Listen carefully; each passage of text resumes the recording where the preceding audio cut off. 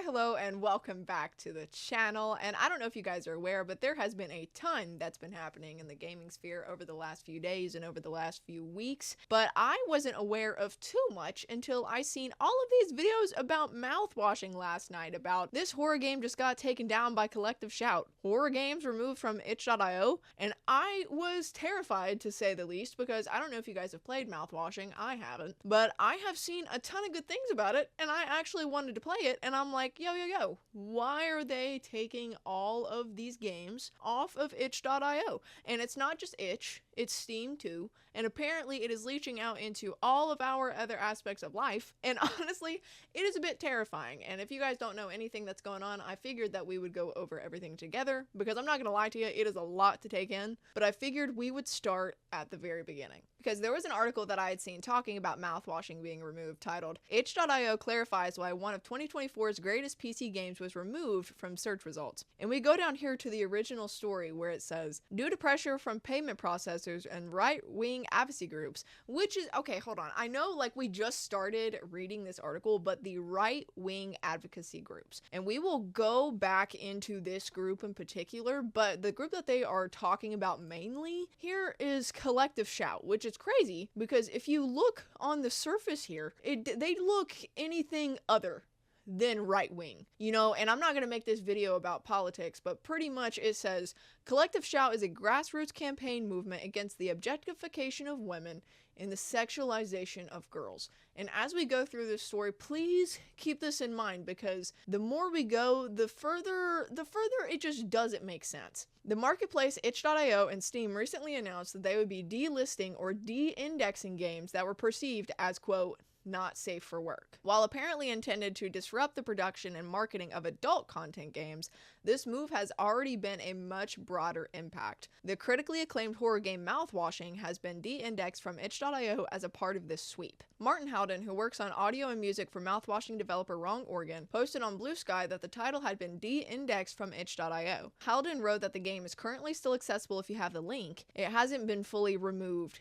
yet, but not showing up in search results can still have a devastating impact on indie titles, which is so true, because not only have a lot of these games been de-indexed, but they've also been completely removed, period. So all of these indie devs that had either were owed money from itch.io or were making a lot of their money from itch or even Steam are kind of they're just fucked. And by deleting these games that they have removed from people's libraries, even, it's not even just a matter of the developers getting fucked over, but it's the consumer getting fucked over.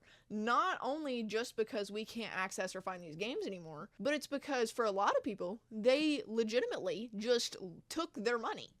Literally. Like, we can't access the products that we bought. Despite its obviously mature content and themes, Mouthwashing does not contain pornography and is not sexually explicit, which was the main target of Collective Shout to begin with. And I had seen there were a lot of people that talked about censorship of games, whether they were not safe for work sex spots, whether it was about like mature themes, whatever. Like, this is a very slippery slope, because first of all, who determines what content is age appropriate? Who determines if it is hateful or mature themes? You know, because there were a lot of games that I seen delisted that had the LGBT tag. As far as I'm concerned, I mean, I'm part of that. You know, last time I checked, we were not hateful, and there is no reason for us to be considered an adult theme. And I could go on and on and on about that in particular. But they say, despite the group's declared focus on preventing the depiction of sexual abuse in games, the campaign's impact has been seemingly to induce a much broader push to de-risk from all adult content, no matter its subject. And I'm going to be honest, whenever it comes to censorship, like throughout my 22 years of living, you know what I mean? I have read a lot of books, I have played a lot of games, where the main idea or the main takeaway of this media was showing censorship, its depictions, and how it affects people and how it affects society, even on the lower scales. But even to this point, like, I never thought that I would be dealing with censorship in almost any way, shape, or form, because I'm very grateful to live in North America, in the US, and where we can browse things mostly freely. But even in the US, it's starting to get a little bit sketchy, and we're going to talk about that more here in a little bit. But the article continues and says, as a result, horror games and other titles depicting subjects far afield from anything sexual have also been affected, because there were several other campaigns that Collective Shout in particular was involved in. And one of the most notable for me was the fact that they tried to get Detroit Become Human removed, or they tried to stop Detroit Become Human's sale in Australia. And we're gonna go back to what they say they're about, and just keep this in mind with me, because I know I told you to plant this seed in your noggin, because it was gonna make less and less sense as we went on. They say they are a grassroots campaign movement against the objectification of women and the sexualization of girls, which, like, is fantastic. You know, that sounds fantastic on the surface. But if we talk about the Detroit Become Human campaign in particular, the reason that they wanted it removed, because for those of you that haven't played Detroit Become Human, you probably don't know a lot about the game. So you're like, yeah, it might have content in it, whatever. But there is a character, spoilers for the game, by the way, if you haven't gathered that. But there is a character named Kara, and she ends up taking care of a little girl named Alice, because Kara acted as a housekeeper for this dude named Todd and his daughter Alice. Todd ended up being an abusive piece of shit. We all hate Todd, if you guys have played that game. But it depicted them in an abusive situation, and it depicted them getting out of that situation. And granted, them getting out of that situation, like, depending on the method or the route that you chose, could it have been a bit violent or, like, a bit upsetting? Sure. But, like, what abuse isn't? You know, not even just, like, the abuse itself, but all aspects of it. You know, the beginning of whatever relationship it was that started the abuse, getting out of that. Like, it's not going to be sunshine and rainbows, you know, and that's just common sense. But Collective Shout wanted Australia, as far as, like, I'm remembering, correct me if I'm wrong, but they wanted Australia to stop selling Detroit Become Human because it depicted abuse. And there's a lot of things that I could say about this, but if you are, you know, for Collective Shout in particular, like, if for some reason someone from Collective Shout is watching this video, please feel free to argue with me. But if you are a feminist group and your main movement is against the objectification of women and the sexualization of girls, if that's something that you really want to fight and that you really want to prevent, why wouldn't you want depictions of abuse shown in, you know, like, in a way that raises awareness? I'm not saying that you have to be okay with depictions of people doing, like, obscene things to women. That's not what I'm trying to say here. However, for Detroit Become Human in particular, like, it was distressing and it was disturbing, sure, but, like, what abuse isn't? You would want to raise awareness for that. And, you know, like, I could beat a dead horse about talking about, like, the stuff that they are trying to get removed simply does not make sense. You know, and there are many other theories, and these ones aren't necessarily confirmed from what I had seen, so please take these with a grain of salt. But along with all of these sexual things, it had talked about them not just removing, you know, sexually explicit games. It's all adult content. No one, like, who decides what that is, first of all, but also there have been talks about, like I said earlier, them wanting to remove LGBT tag games, them wanting to remove games talking about, you know, period products or women or whoever menstruating, or games involving, I know this falls under the LGBT umbrella, obviously, but with trans people, you know. And like I said, these aren't confirmed from what I've seen, but a lot of people have had theories based on the games that they have chosen to remove. And going back to the point, if your whole movement is about women and girls, like, why would you want to take away depictions of, number one, LGBT relationships, you know, and trans people? Because trans girls are girls. I don't care. Argue with me in the comments all you want. And girls, sometimes they're not always with boys, you know, they're with other girls, or they're with other trans girls, you know. So why would you want to take away that representation. And also going further, why would you want to take away the representation of period products and people menstruating? Because I mean, I know it's against like the objectification and sexualization, but what about that is inherently sexual? And I know that kind of seems like a strange question because obviously, you know, like with periods, it's sexual reproduction, all that bullshit, all that education. But like, what about it? What about periods, period, pun intended, is sexual? And what makes it adult content? And again, why wouldn't you want to raise awareness? Because there are many girls, you know, and many trans guys, you know, who still have their periods. And sometimes a lot of us, like me, I didn't necessarily get proper education on what, not necessarily what a period was, but more so like what all they entailed. What was normal, what wasn't normal, what you had to do. Like, why would you want to take away representation that could not only be helpful, but educational for people? You know, because if I had seen a video game or something, for example, let's go to The Walking Dead. Let's go to The Walking Dead, because those of you who are regulars here know that I love The Walking Dead. Season 3, The New Frontier, there was an episode where Clementine got her period for the first time, and she had talked about that with Javier. Poor dude didn't know what to do, but that's beside the point. Like, if I had seen some stuff like that, or the Last of Us show. I know we're not necessarily talking about shows right now, but it's a show based on a game, so I feel like it counts. And I haven't watched the show, and I heard it's ass, but like that's beside my point. There was an episode where they had talked about like how to use Diva cups. You know, like the little silicone cups, for you guys that don't know what those are, or for my males in the audience. If I had seen those things when I was younger, you know, like that probably would have helped me a fuck ton. You know, because I mean, like YouTube, if it, like, this is me being vulnerable with you guys right now, if it weren't for YouTube, I wouldn't know jack shit about my own body, probably. Like, and that's the reality of it, and also the reality of living in like a conservative small town. But I could go on and on and on about that. And obviously with all this stuff happening with itch and Steam and all these games being removed, Collective Shout decided to put a whole Steam campaign timeline. And just, you know, I tried to go into this. I told myself before recording, I was like, yeah, I'm going to be as neutral as I can, you know, because like that's simply like what I try to do every time that I record. Like there's no reason to bash people or to bash a side if I don't have to, because that's not why I make these videos. I make these videos to get awareness out. But I'm not gonna lie to you, whenever I read this, it made me irritated.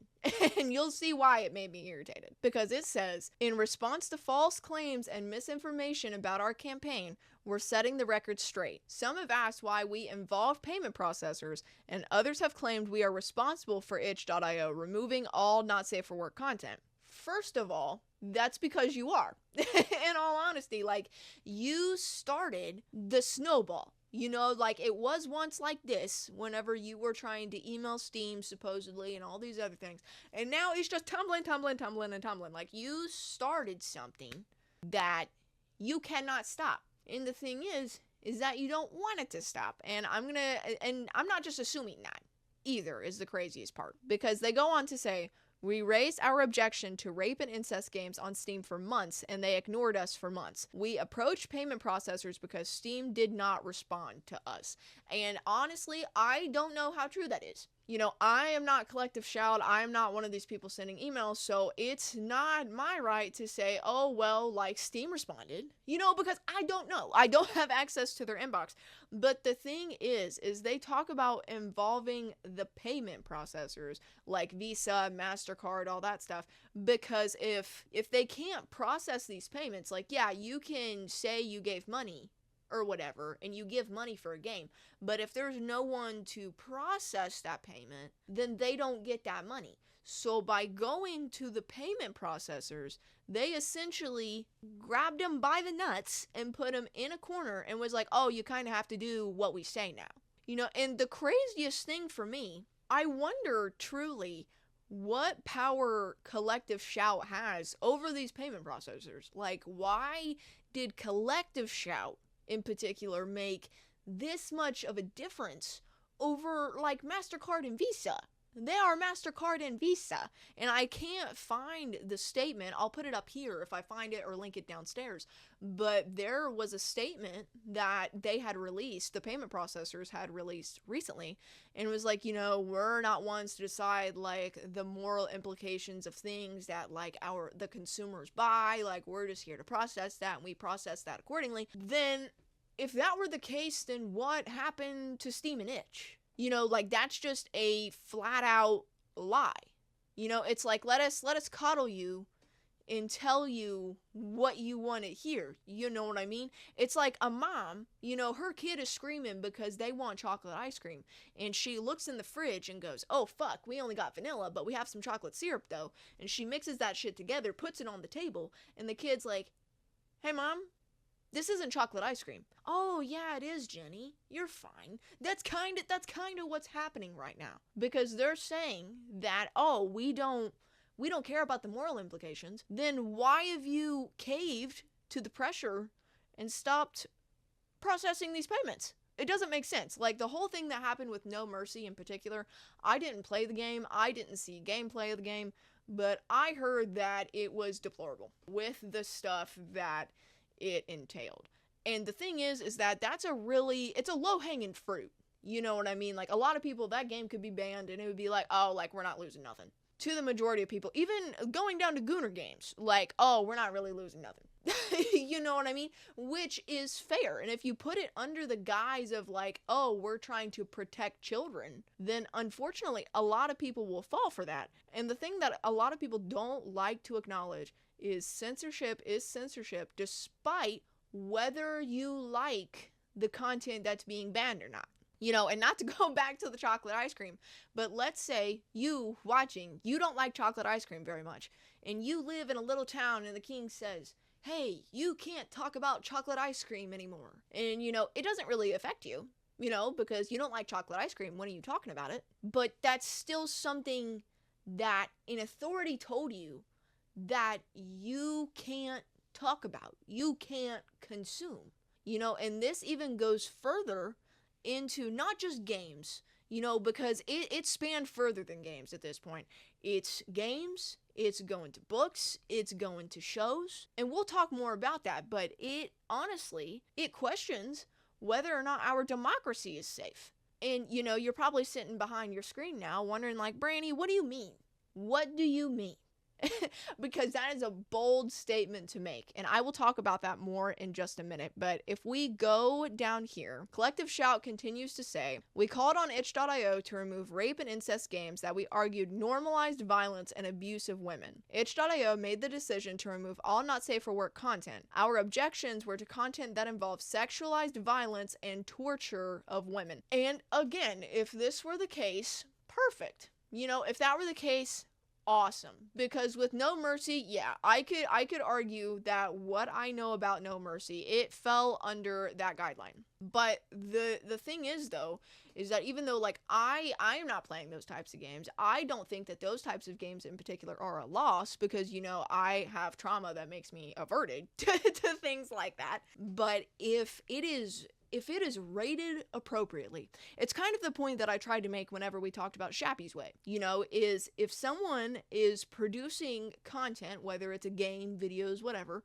but they are rated appropriately, and it's like, oh yeah, this does contain this type of content, it is rated R for these reasons, then if it is not illegal, then why should someone get to dictate whether I get to consume that content or not? Like, that doesn't make sense, let alone payment processors, because I know the world is run by money at this point, but it does not trump, for people in the US, for example, it does not trump the Constitution. I don't care. It just simply does not. If it is not illegal, then there is no reason that I shouldn't be able to spend my money how I want to spend my money. And going down to the campaign timeline, it starts by saying that a male gamer notified us via our website about discovering No Mercy on Steam. He emails back and forth with Steam but didn't take action, March 2025. And there are a bunch of things down here talking about supporters email Steam about rape and incest games, 3,463 emails sent, Steam ignores. Again, like, I'm not saying that this isn't true, that they were ignored by Steam, but also, where's their receipts? Like, I don't want to sit and look through over 3,400 emails, but like, if I had to, if I had that proof, like, I would look, but with nothing being there, it's strange to me. It's strange to me. But then they talk about launching the petition to Steam to remove No Mercy April 9th, and then the developer themselves pulled No Mercy from Steam. Steam continues to ignore us. And the thing here is you wanted No Mercy removed. You said the developer pulled it. So why are you mad now? Yeah, Steam ignored you. The main platform ignored you, but the developer of the game that you wanted removed said, yeah, alright, and pulled it. What's the problem? Why would you keep digging further than that? Supporters continue to email Gabe Newell to remove all rape and incest games. Nearly 500 other rape incest games counted on Steam. Team does background research. Again, I would love, I don't want to subject myself to this content because, again, trauma. However, I would love to see the list of these games. If they could give me a valid reason, as to why these games contain illegal material. I don't think people should be making games about SA and incest. I don't. Like, I think that's terrible. But also, at the same time, if it's not illegal, it's not my right to say what other people should consume. Like, I don't think it's cool, but it's not, like, in this case, it is not illegal if it is rated appropriately. And I could go on and on and on about that. And with all of the games that have been de-indexed from both Steam and itch, like, I would love to see what they consider a rape incest game to be. But then the campaign to email payment processors was launched May 26th. Open letter with 8 global partners and experts sent July 7th. And then Steam implements new policy deleting games July 16th. And itch.io delisted all 20,000 not safe for work games so they can review them and release a statement July 24th saying, "We are currently conducting a comprehensive audit of content to ensure we can meet the requirements of our payment processors." The ones that Collective Shout went after, and they said, oh, like, we're not responsible for itch deleting all of these games. You literally said you went after the payment processors in the beginning. You said you went after the payment processors. And in itch's statement, they talked about to ensure we can meet the requirements of our payment processors. And that's why they're doing the audit. And that's why all of these games have been de-indexed. Like, don't act like you didn't have a part in this. And they continue to say, pages will remain de-indexed as we complete our review. Because they are trying to meet the requirements of their payment processors. But anyway, once this review is complete, we will introduce a new compliance measures. For not safe for work pages, this will include a new step where creators must confirm that their content is allowable under the policies of the respective payment processors linked to their account. Why is our content and how we make it not, it's not decided or it's not influenced by the law in this case. It is influenced by whether or not we're making payment processors happy. And excuse me for my stumbles in my speech, but like, it's seriously, so it is, in words of Hank Hill, it is asinine. Independent gaming platform itch.io announced Friday that it had de-indexed all adult content considered not suitable for work or NSFW, so the games can no longer be searched for online. Collective Shout founder Melinda Tankard Rice said she and her female colleagues had received a deluge of death and rape threats on X, as well as doxing to incite violence against them. Miss Tankard Rice said that itch.io was deleting 20,000 games, going far beyond her request to ban sexually violent games, which had ramped up the abuse, which, no, that is not all you were going after, is the thing. And if we go here, because they said that they had received a lot of hate here, and I'm just gonna be the first to say, like, I don't think that, like, I don't support people going and threatening other people. I don't think that you should be going all over their social medias and being like, you should blah, blah, blah, blah, blah, blah. I gotta be careful about what I say so YouTube doesn't, take down this video. But you know what I'm saying? Like, that's not something that I support. But valid criticism, though, shouldn't be taken as like, oh, we're attacking women. Because, and I might be flying a little bit too close to the sun here, but that is something that happens. And I will say that that is something that has happened in this case, because if you look, they had released, a subsection on their website talking about we won't be silenced by gamers' threats and abuse. And they go on to say a lot about like all of the terrible threats that they have gotten. And like I said, I don't condone that. But let's read this together. They say, it's been a massive week after we released our open letter calling on payment processors to stop processing payments for rape and incest games on Steam.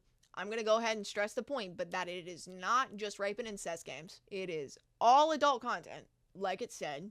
But let's continue. The platform updated its policies and started removing the games. This is a major win for women and girls. What about the women and girls who have made some of these games? That they have de-indexed. What about the women and girls whose games that they have de-indexed, that they were making money off of, that they were making a living off of, and you took that away from them? Is that helping them? Like, really, really think about that for me. Like, I know that there is some material that absolutely, like, sexualizes the hell out of women, and it really, I don't know how you would say this, but like it fetishizes the abuse of women. But a lot of this that they are going after, kind of, let's not talk about no mercy, but all of the other things that I have seen, like it doesn't apply, like it's all of the other things that we've talked about, not just sexually explicit, but LGBTQ people, periods, all these things. Like, don't act like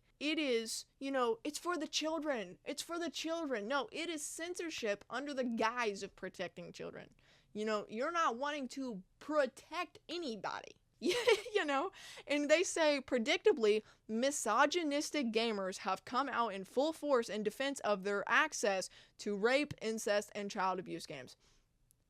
I'm going to pause. I was going to say something, but I'm going to read the rest of the paragraph. They say, they have unleashed a torrent of abuse and threats of violence against the women on our team, ironically proving our point. And have some people gone too far? Absolutely. Entirely. But the thing is, misogynistic gamers, all of us that aren't necessarily for this, we're not misogynistic. I mean, look at me. I'm a woman. I'm a woman. Like, I'm not gonna sit here and do shit that's like misogynistic against myself. Like, be for real. Like, I'm not gonna do that. And it's not in defense of the access to rape, incest, and child abuse games. I don't want anything having to do with all that. That's not something that I enjoy. But if we talk about games like Bad Parenting, let's take the developer. Let's pretend that this is before everything that happened with the developer, because that was unfortunate. But at the time, whenever I was playing the game, before I found out that everything happened, it spoke to me, as someone who had been through traumatic situations growing up. And I thought it was a really good representation of what child abuse can look like. And it honestly showed me things that, like, I could look for. Like, it really educated me on the signs that a child is being abused, or that someone is in an abusive relationship, because there was an abusive relationship featured in that game. And again, about the raising awareness, why wouldn't you want to raise awareness? But all of that being put aside, it's not our access to those games at all. It is the fact that we are being censored and being told what we can and can't consume and what we can and can't buy. Like, you can't look at me. No one can look at me with a straight face and tell me that that's not a problem. Because it is an issue, whether you want to admit it or not. Like I said earlier, censorship is censorship, despite whether it's shit that you like or not. And they say, across multiple online platforms and via emails to individual staff members, these men have threatened to rape and kill us, sent us porn and CSAM, and doxed them. Oh my god. Okay, so I might be flying a little bit too close to the sun, but a lot of these people were men, sure, that have sent all of these threats and everything. And again, I've said this like 6 times, but I want to reiterate the fact: do not go and threaten these people. Do not dox these people. Do not do that. That will not accomplish anything.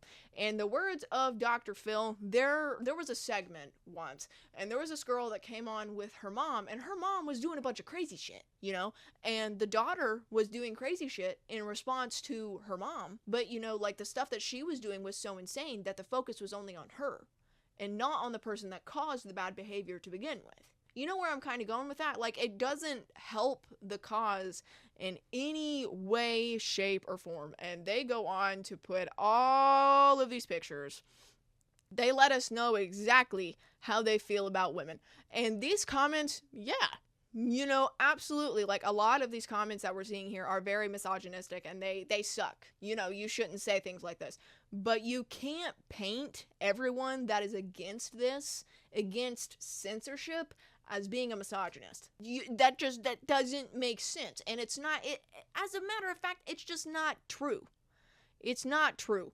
They encouraged each other to dig up details about our private lives and where we live. Again, those people are assholes. You shouldn't do that. But then the thing that really caught me was they went on to say, and they've created petitions, shared tweets, and made videos, some up to 4 hours long, spreading lies and misinformation and accusing us of being pedophiles.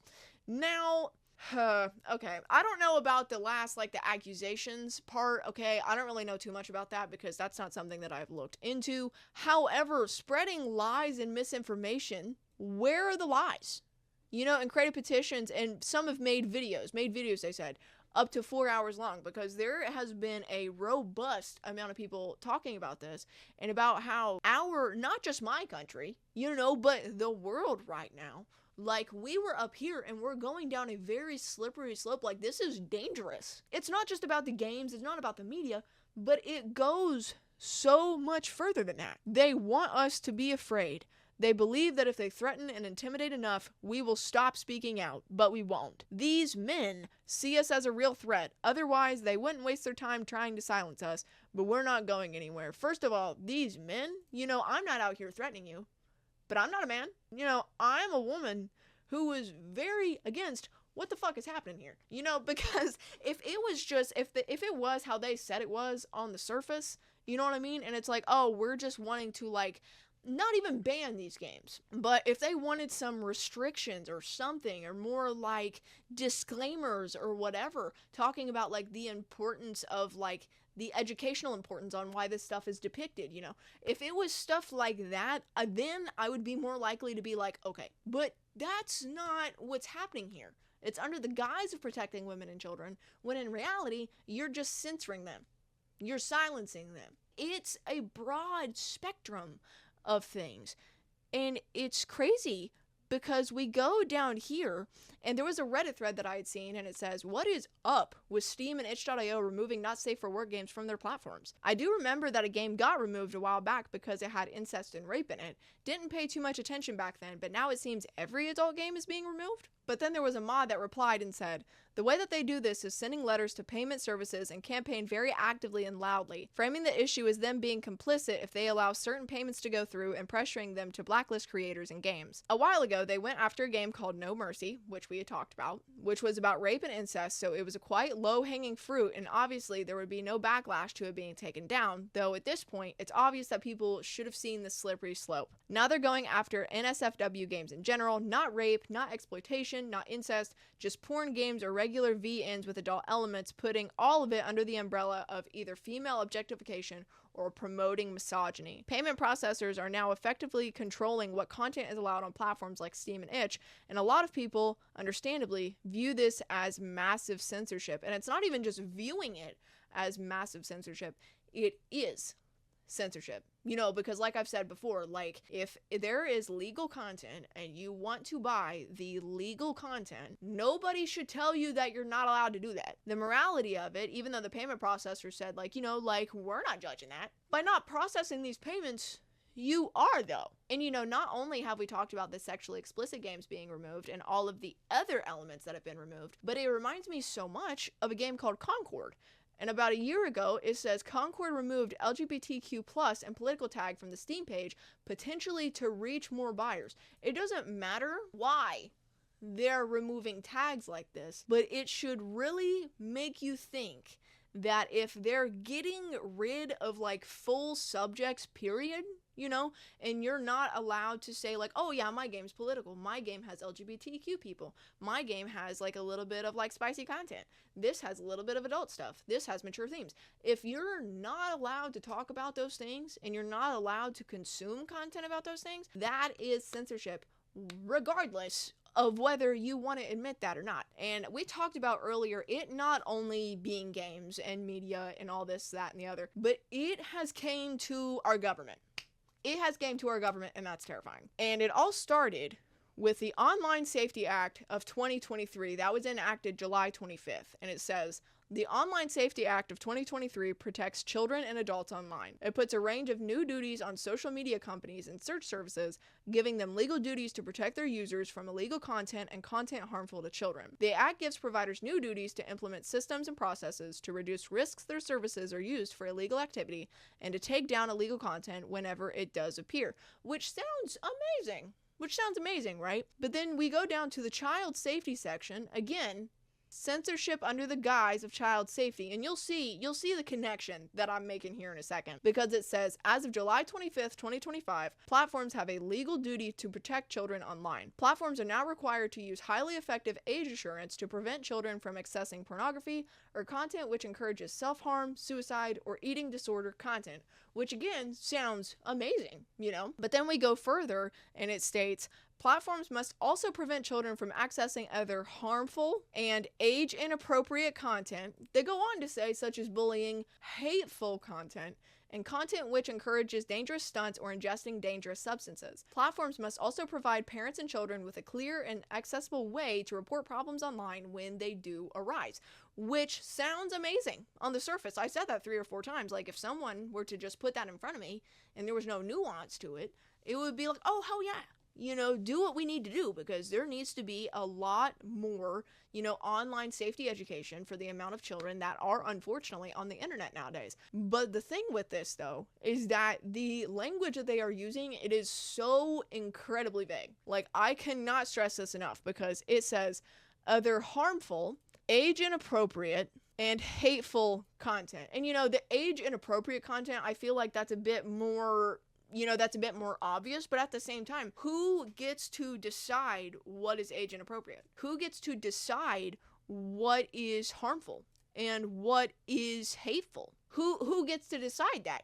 And that's when you go down a very slippery slope. And a lot of people who already know about the Online Safety Act are probably thinking, Branny, if you're from the US, Branny, I'm from the US, or I'm from somewhere else that's not the UK. How does this affect me? Well, for my viewers who are from the United States, it does. Because believe it or not, there was actually S1748 introduced, and it was a bill to protect the safety of children on the internet. And with everything that is going on with the president currently, again, I'm flying a little too close to the sun, so read in between the lines, okay? With everything that is happening with the president and everything with a particular list, if you guys know what I'm talking about, do we really think that protecting the children is the top priority? Like, really, though, I feel free to debate this with me, because it's simply, some shit ain't adding up. And if we go down into the bill here, something that I found really interesting under the definitions section is if we go to number 3, which is covered platform. In general, the term covered platform means an online platform, online video game, messaging application, or video streaming service that connects to the internet and that is used or reasonably likely to be used by a minor. Again, the language of this bill is so incredibly vague, not only in the UK, but in the US, because who gets to decide if something is reasonably likely to be used by a minor?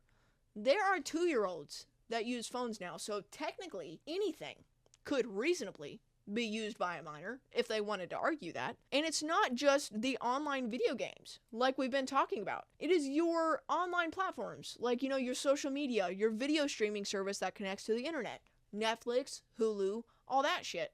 But then it even goes down to the messaging applications where you speak to other people. Like, I cannot stress enough how terrifying this is, because if we go down here, it says there are exceptions to the term covered platform. It does not include, things like email services, all that stuff, But then if we go down to number 4, it says it does not include a teleconferencing or video conferencing service that allows reception and transmission of audio or video signals for real-time communication, provided that, and you would look at that and be like, oh shit, yay. I mean, like, Zoom is safe, you know, Skype is safe. Oh my god, I really just dated myself. Skype is dead, I'm pretty sure.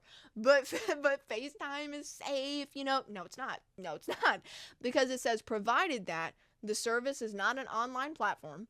Correct me if I'm wrong, but the last time I checked for video conferencing, like apps and stuff, it's an online platform. Again, I might be mistaken, but put that aside, and it says the real-time communication is initiated by using a unique link or identifier to facilitate access. So that automatically takes Zoom and puts it up out the window because Zoom links, you know. But even if you really think about it, and I go on my little handy dandy phone here and I go onto my FaceTime app, you can look at this. I'm trying to like cover up phone numbers and shit so I don't like dox my friends, but FaceTime, you can create a link.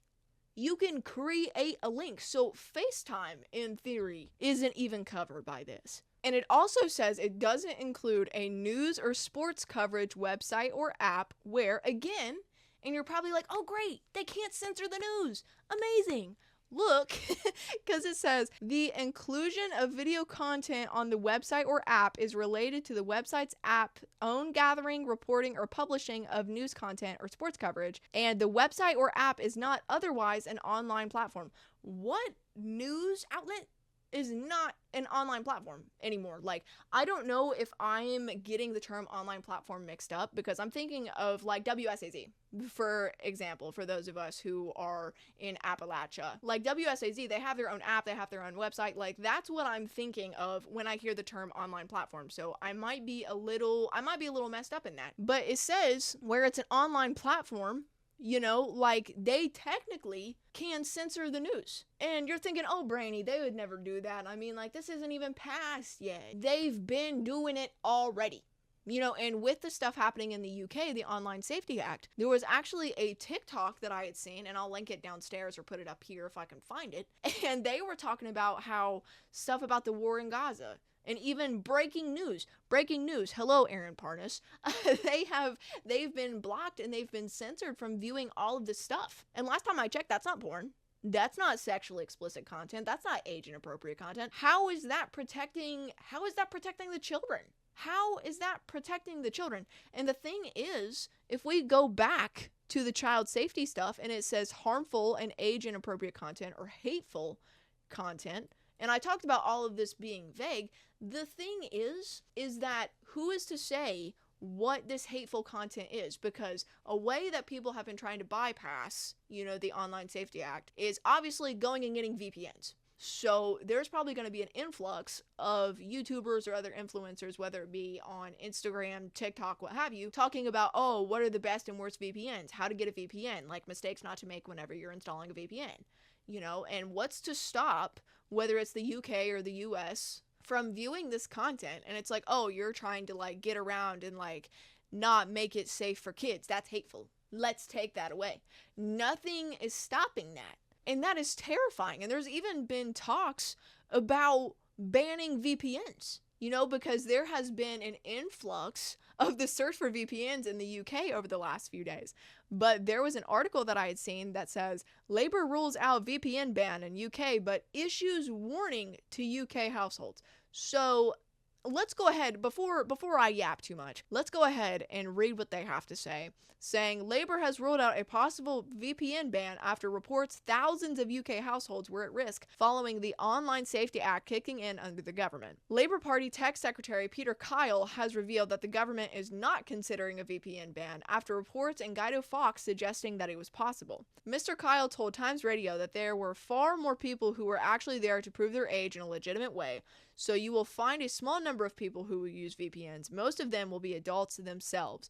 But now you will see moving forward a new online experience for children and parents. I mean, where's the space for adults? You know, like, there's a whole argument that I can make about children. They shouldn't be on the fucking internet to begin with. Like, that's crazy work, and that's probably a crazy hot take, but like, I truly do believe that, though. You know, we've become, like, parents have become entirely too reliant on shoving an iPad in their kid's face and being like, yeah, leave me alone.